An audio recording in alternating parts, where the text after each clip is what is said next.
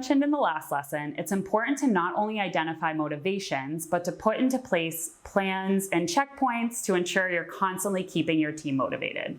Because what's the point of knowing the secret of motivations if you're not going to act on it? So there are a few ways to do this on a remote team to make sure that it never gets overlooked. One is to make sure you have regular checkpoints with your employees. So these should come in forms of one-on-ones and include some time to personally check in on how they're doing. Remember, without your team knowing if you care about them personally, it's really hard to do much else.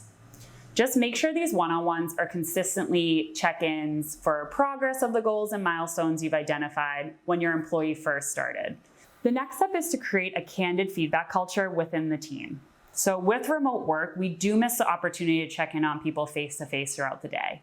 If you don't develop a culture where you can give and receive direct, candid feedback to your team, then you run the risk of having your team not tell you the truth and you're not able to see them in person. So you're really not sure of what's really going on.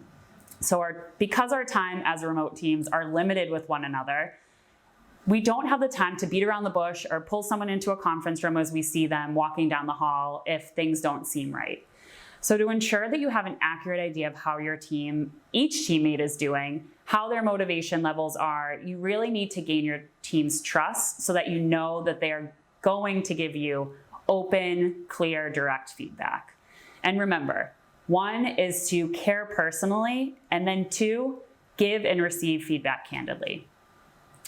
The next step is to make sure, if you're a remote team, that you've built out a budget for in-person retreats.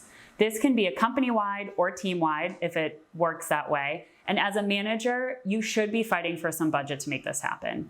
This will really take your relationships with your team to the next level. You'll be able to witness your team in person as they accomplish their tasks and create bonds to help cultivate the culture I mentioned previously. We used to do this at Remote Year once a quarter, and it was so valuable to keeping everything in check, making sure I knew who my employees were, what motivated them, and how they were doing each day.